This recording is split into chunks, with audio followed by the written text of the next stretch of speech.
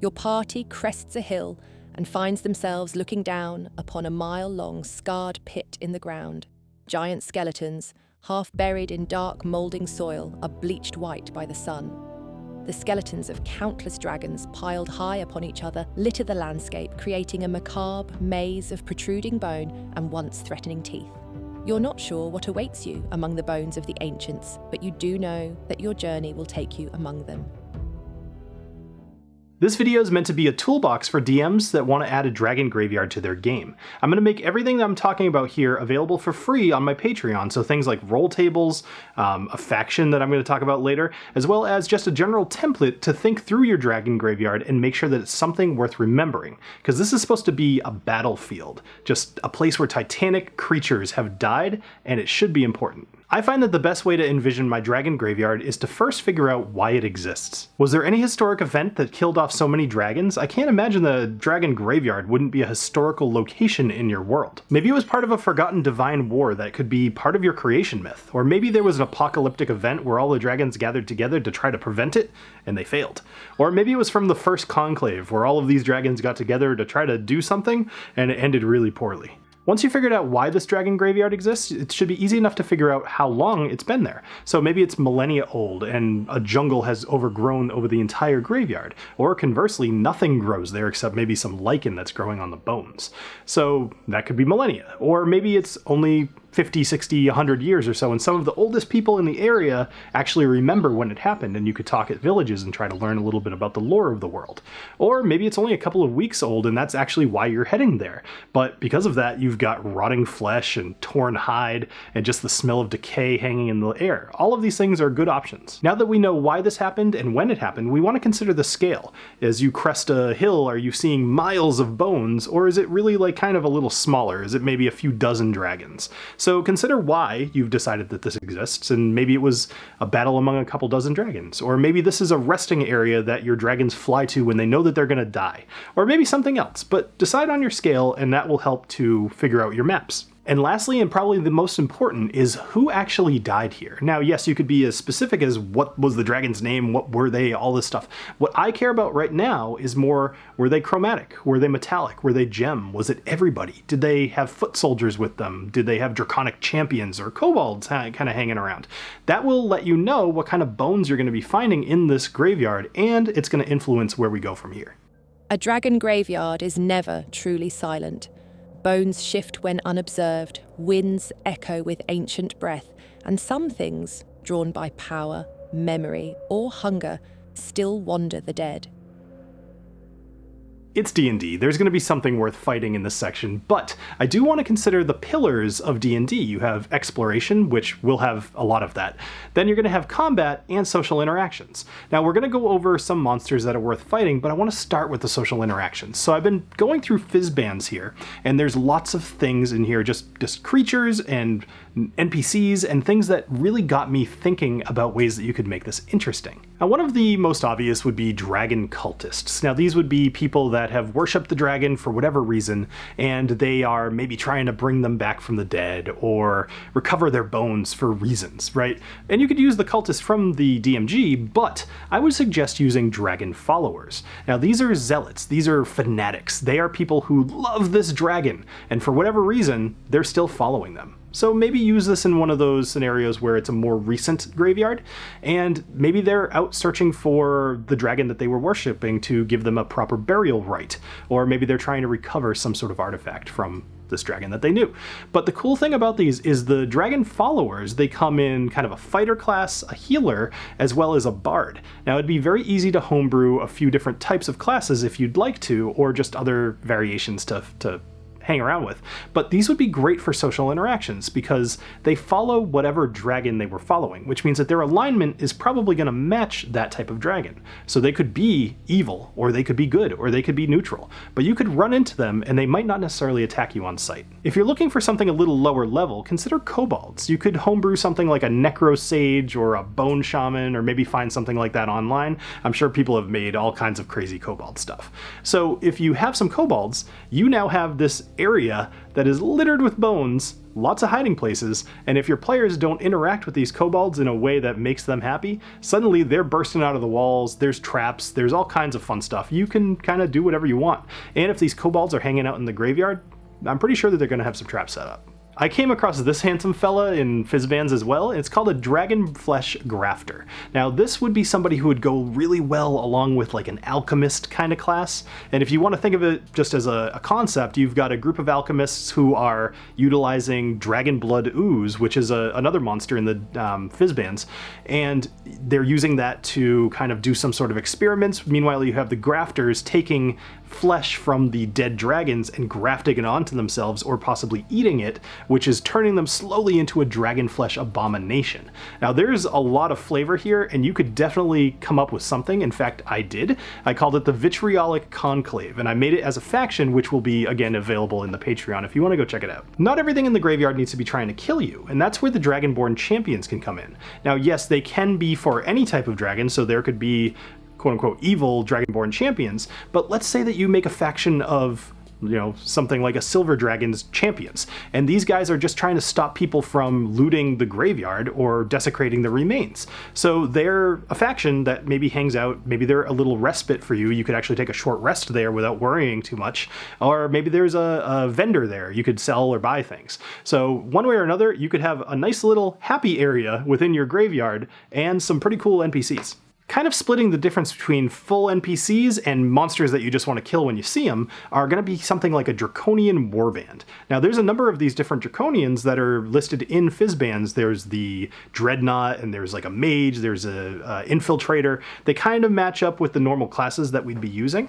And the idea here is, at least how I would play them, is I would have a group, maybe say 5 or 6 of them that I've put together, tough, and I would have them wandering around the graveyard. And every now and then I'd roll some dice and see where they are, and then if your players happen to run into them, suddenly there's a combat on their hands. I would say that they're probably scavengers looking for some sort of a ritual something, some sort of sacred bone fragment, I don't know, something like that.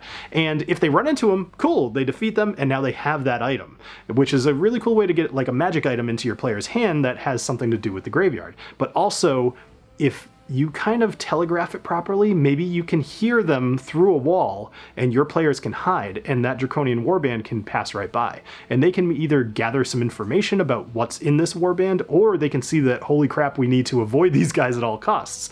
Either way you want to play it, I think that could be very flavorful. One of the creatures I came across that actually prompted this entire video was Animated Breath. Now, Animated Breath is kind of a remnant from a chromatic dragon. It's supposed to be almost like an elemental, and the idea is that it protects their horde or protects their lair. But I think it's reasonable to assume that a chromatic dragon's last breath may be producing this animated breath. And likewise for metallic dragons, they have metallic sentinels, and so maybe their last burst of will created this metallic sentinel. Now, if you check out the stat blocks for these, they're decent. You know, they're, especially if you have a couple of them, but more importantly, they're flavorful, and if you know what kind of dragons are in your graveyard, you can make them based off that type of dragon. So a chromatic dragon will have chromatic breath that matches its type. Now, gem dragons don't have anything quite like this. Now, you could homebrew something, totally fine.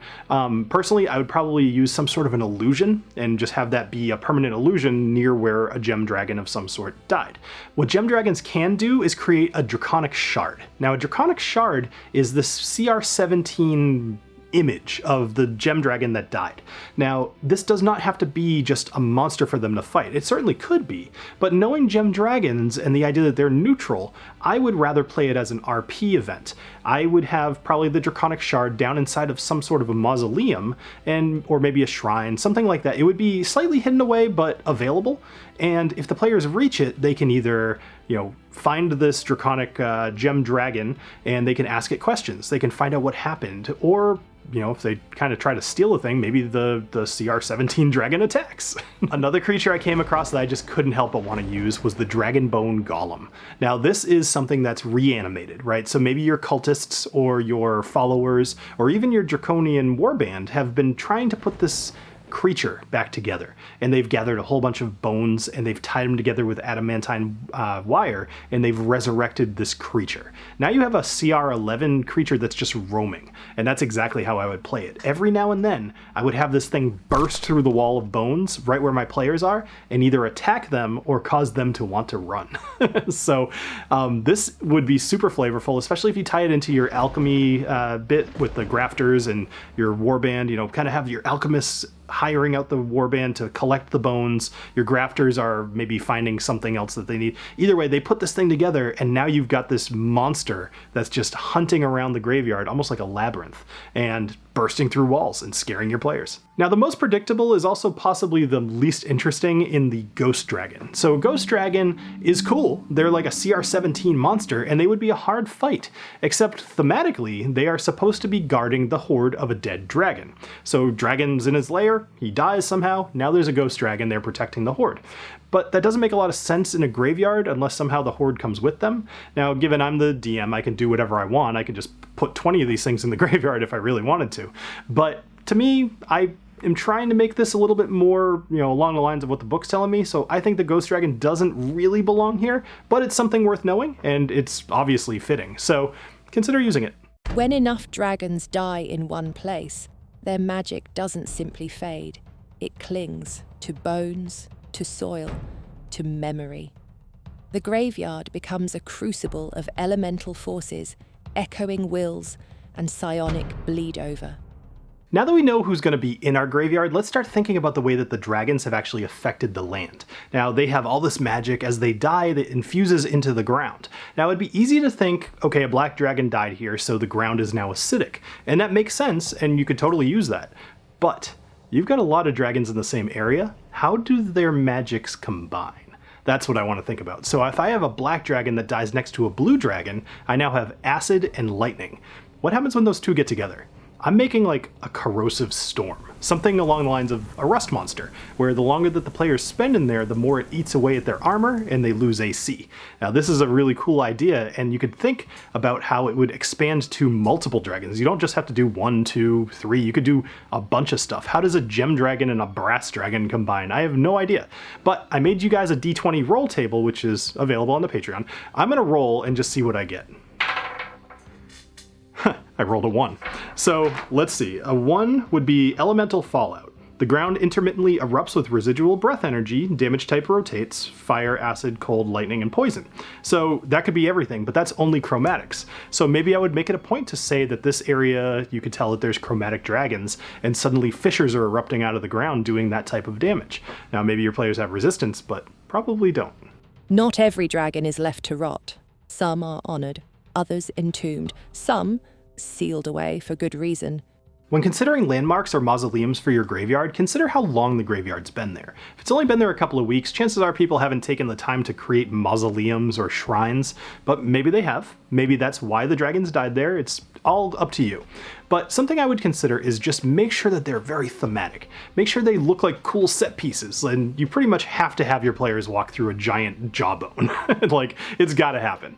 But you could also have rib cages that span over chasms. It's a little cliche, but it's cliche because it's cool. If you look down on your virtual tabletop or whatever, you could have lava flowing underneath the rib cage, or you could have just a gaseous miasma that they have no idea how deep this chasm is. So consider your landmarks. If you've decided that your graveyard has been around long enough to have shrines or mausoleums or whatever else you want to do, consider that not everything has to be just a single type of dragon, right? Similar to the Anomalies, we can have what happens to a shrine to, say, a red dragon when it starts being influenced by the magic of a gold dragon that died really close by. Now, this makes a lot of sense. Obviously, red dragons, lava, fire, magma, whatever else, but also gold dragons breathe fire too. And just thinking about the way that those two might combine could be really interesting to think about. Maybe you've got melting gold. I don't know, it could be a cool idea. So what I've done is I've put together a D20 list of 5-room dungeon concepts for what the inside of these mausoleums could look like if they're being altered by different types of dragons. A dragon graveyard is too large to grasp all at once. You don't explore it, you survive it in stages. Each region tells a story, and some of them aren't done speaking. As a DM, it's really fun to imagine the why of why your players would be hanging out in a place like a dragon graveyard. So when you consider the fact that you're going to be beating them up with zombie dragons or whatever else, they need a good reason to be there. And you should put that together ahead of time. So you should have, maybe they're protecting an NPC who needs to get over to the alchemists, or maybe they need to, I don't know, they were summoned by one of those dragonborn champions to come and help cleanse something or other. But they should have a reason to be heroic. This is typical, like I'm not telling you anything you don't know already, but it's good to think about that ahead of time because, as I said, when you start beating them up, they're going to want a reason to stay. Now, once you've figured out the why, I want you to divide the graveyard into zones. This will help you out a lot because we've decided on a bunch of NPCs, we've decided on a bunch of monsters, anomalies, and just, landmarks and mausoleums, all kinds of different stuff. And because this isn't a naturally formed thing like a mountain or a forest, this is something that can be very maze-like. So you're going to want to have a map. At least for yourself. Probably for your players too, otherwise they're going to be going everywhere.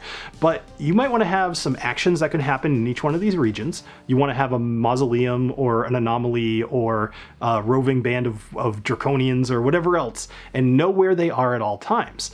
That way, as your players move, you can move those things around too, and it will introduce that randomness that will really make it feel alive. Now, I also want you to consider elevation. So as I'm picturing this graveyard, I'm really channeling the elephant graveyard from The Lion King, where Simba and Nala were running around, and these bone structures were so tall they couldn't see around them, and they were running from up high to down low and everything else. Elevation is gonna matter. What's to stop your players from climbing one of the piles of bones? Honestly, nothing should. If they try hard enough or if they roll well enough, they should be able to scale that.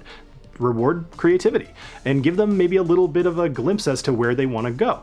But also let your enemies use this too. Maybe there's a giant skull of a dragon and you have, some sort of archer hiding on top of the skull. Now all of a sudden they have elevation on your players and that's going to be a problem. Maybe your ranger is able to find like a hole that you guys could climb through and you could just skip right over through a wall and over to another section. Consider doing stuff like that. But also, your players, their minds are going to wander and maybe one of them just blurts out, I want to dig through that pile of bones. It's a good idea to have some things for them to find if they roll high enough. Now, just some ideas are, scattered coins because the dragon that died there was still clutching him in his claw. He just didn't want to leave his whole horde behind. Or maybe there's a squished kobold or an alive kobold that you can drag out. Maybe he's got something for you, or he runs away and you can chase him down. Who knows?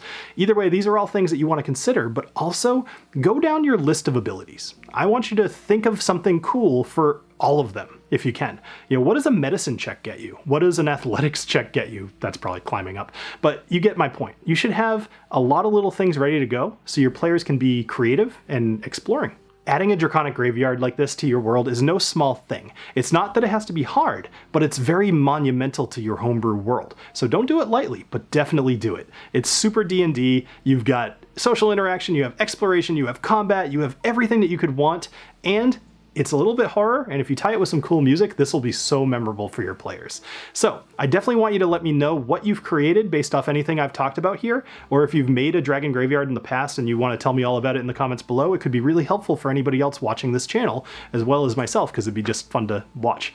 This is a new style video that I'm doing for this channel, so this is an experiment. I've been trying to do this video for a couple of months now, and if you like the style, or if you have any comments or critiques or anything, as long as you keep it like constructive, then I'd appreciate hearing about it. So let me know in the comments below what you'd like to see next. Make sure you check out the Patreon, as there's going to be roll tables. There'll be a template there. There's the faction I created called the Vitriolic Concord. That's going to be really cool. That's those alchemists I mentioned. And all of the stuff is stuff I'm proud of. So you should go check it out and let me know what you think. All right, I hope you have a great rest of your day. Cheers.